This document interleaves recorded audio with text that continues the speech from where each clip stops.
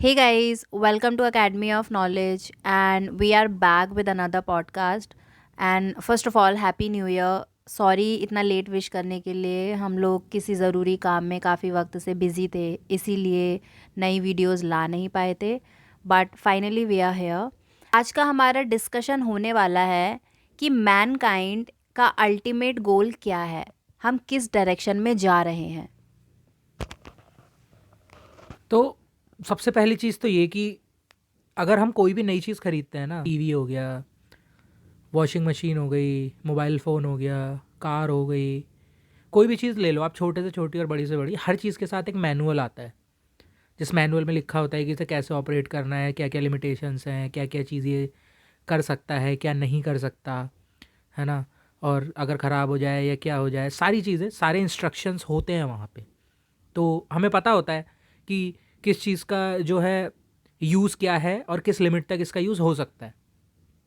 लेकिन जब ह्यूमंस और लाइफ इस धरती पे आई तो हमारे साथ कोई मैनुअल नहीं आई, और जब हमारे साथ कोई मैनुअल नहीं आई तो हमें पता नहीं है कि हमें जाना कहाँ है। और इस वीडियो में हम ये बात नहीं कर रहे हैं, क्योंकि हमने पहले भी जो पॉडकास्ट में बना रखे हैं, तो इससे कन्फ्यूज़ मत करना है कि मेरी लाइफ का गोल क्या है या आपका गोल क्या है। नहीं, हम इंसान की, आपकी पर्सनल लाइफ के गोल की बात नहीं कर रहे हैं, वो क्या है।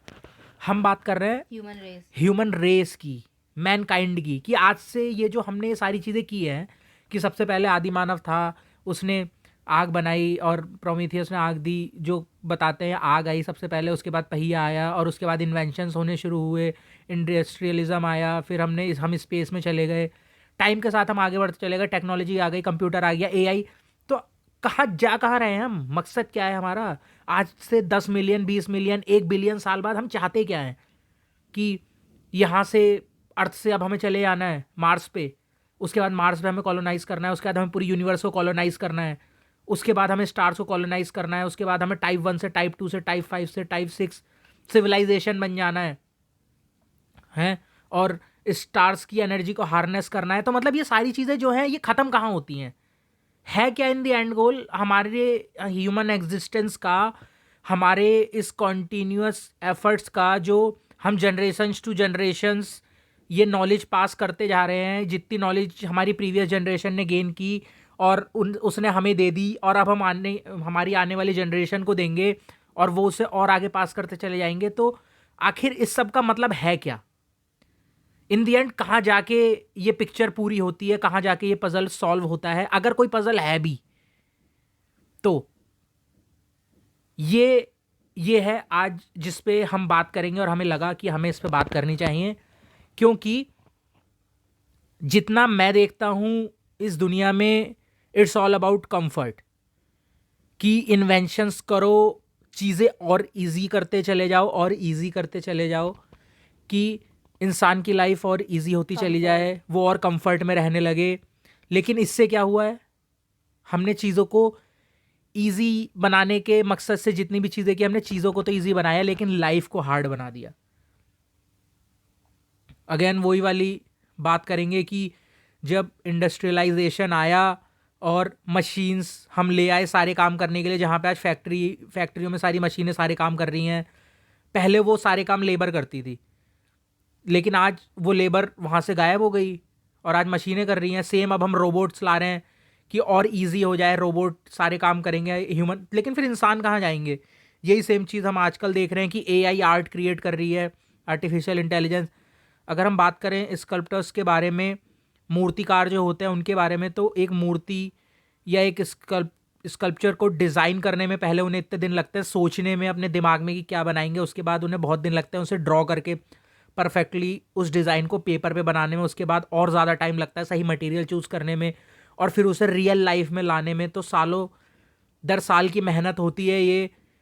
लेकिन आज आप एक आइडिया बस टाइप करो एआई में, वो 2 मिनट के अंदर आपको डिज़ाइन बना के दे देगी, और आपका 3D प्रिंटर 2 से 3 घंटे में उस पूरे डिज़ाइन को प्रिंट कर देगा, और आपके सामने जो चीज़ है, क्या आप इसे आर्ट बोलोगे?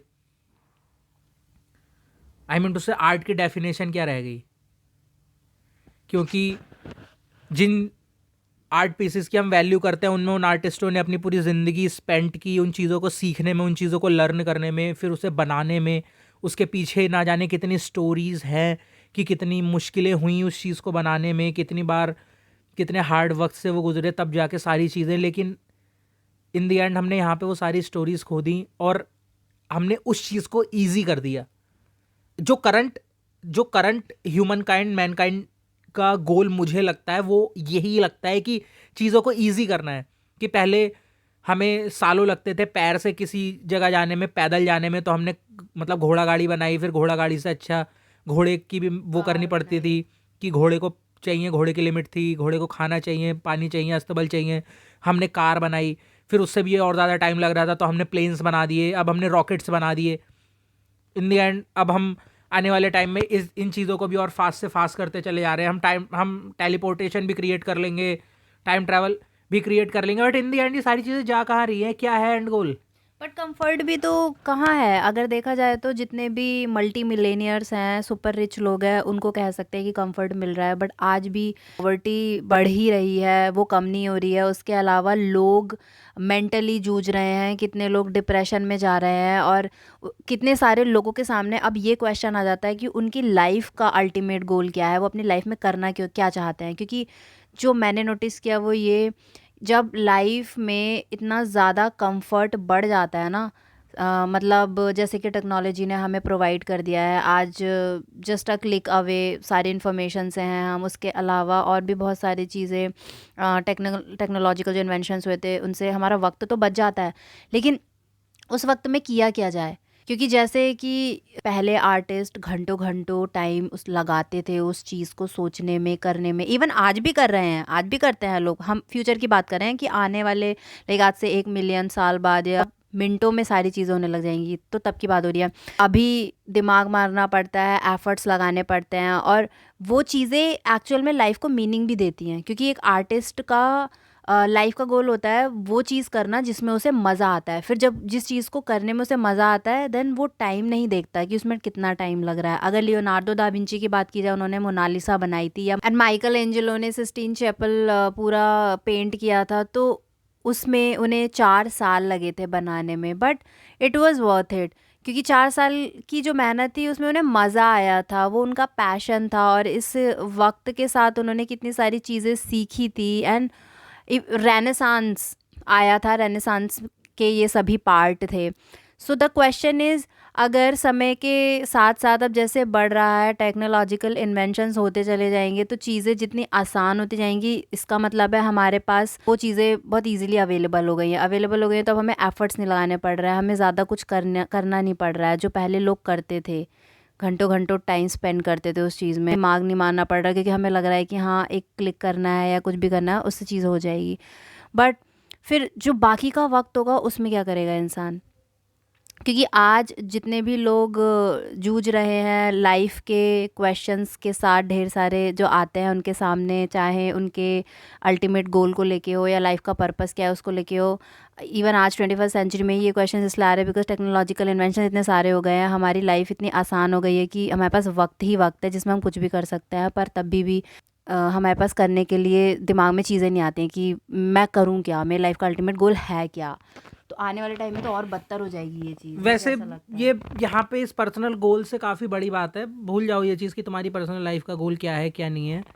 अगर हम बात कर रहे हैं बड़े स्केल पे, मिलियंस बिलियंस ट्रिलियंस ईयर्स की, कि ह्यूमन काइंड कहाँ पे होगा, क्योंकि टाइम बदलता है, इंसान के गोल बदलते हैं, सोच बदलती है। आज से 100 साल पुराने लोग जो होंगे वो हमारी तरह बिल्कुल नहीं सोच रहे होंगे, वो एक टास्क नहीं कर रहे होंगे जो हम कर रहे हैं।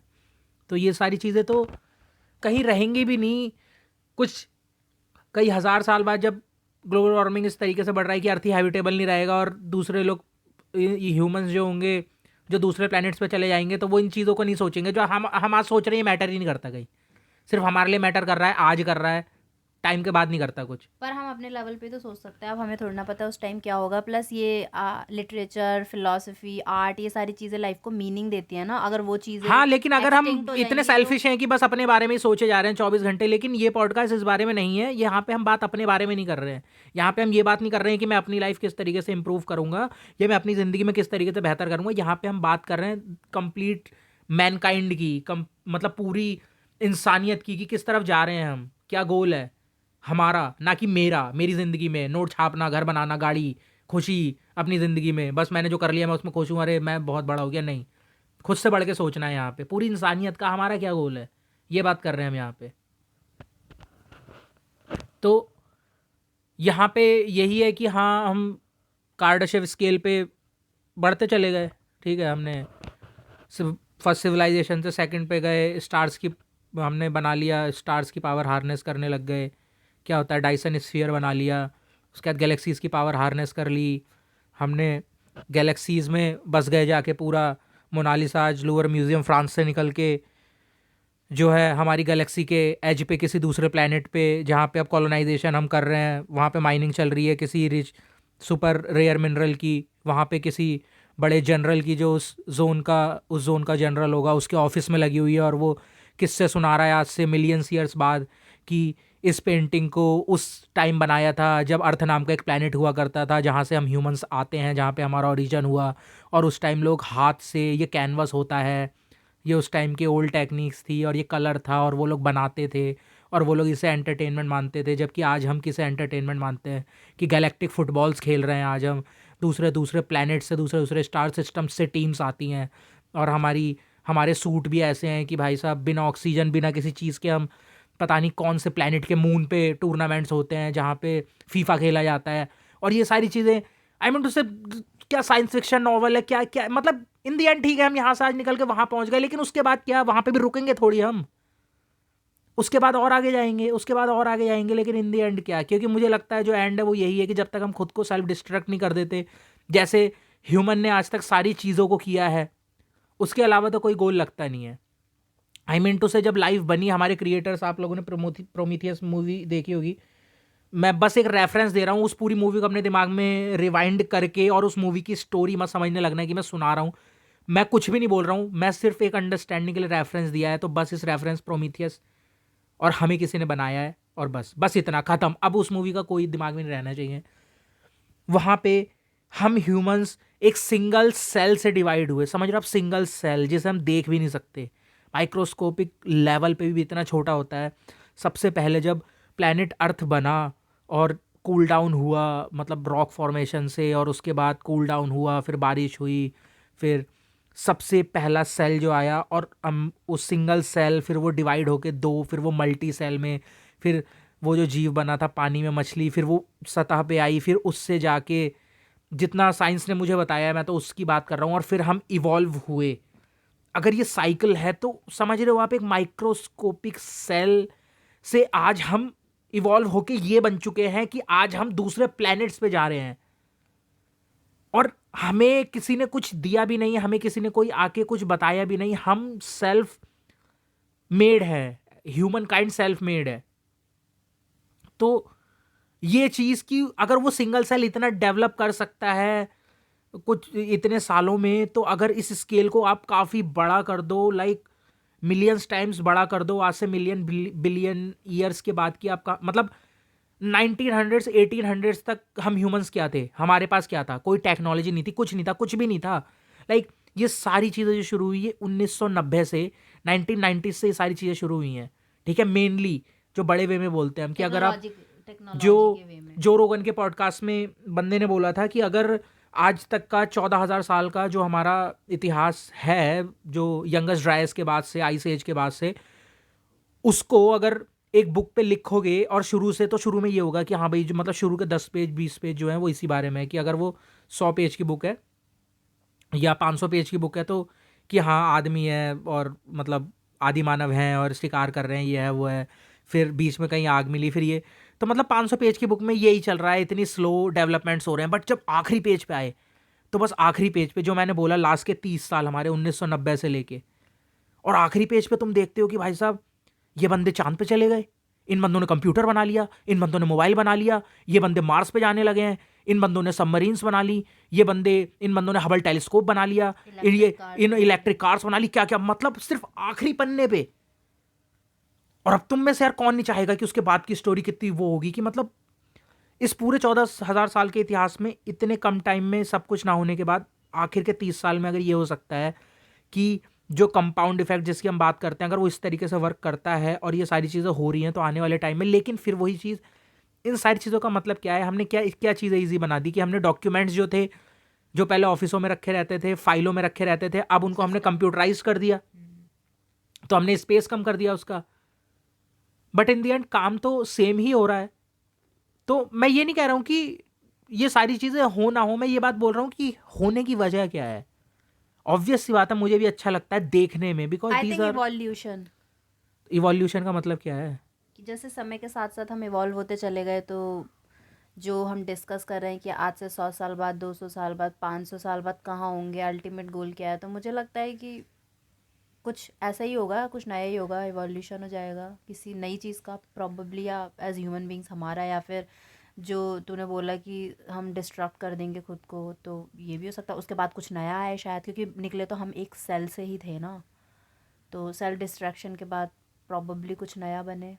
ऑब्वियसली इस लेवल पे अब मैं सोच के ऐसे तो नहीं बता नहीं, सकती क्यों क्या होगा। इससे पहले जो बात करते हैं हम, वो यही बात है ना कि स्पेस में या यूनिवर्स में और दूसरे एलियंस क्यों नहीं है, सिविलाइजेशन क्यों नहीं है, ऑब्वियसली हैं। हैं, और हाँ। जिसमें एक सबसे बड़ी चीज़ ये भी आ जाती है, फर्मी पैराडॉक्स है, कि अगर इतने सारे प्लैनेट्स और इतनी सारी चीज़ें, तो अभी तक हम विजिट क्यों नहीं हुए? और जैसा कि है, मैं तो ओपन माइंडेड इंसान हूँ, तो मैं मानता हूँ कि है, and we are getting visited.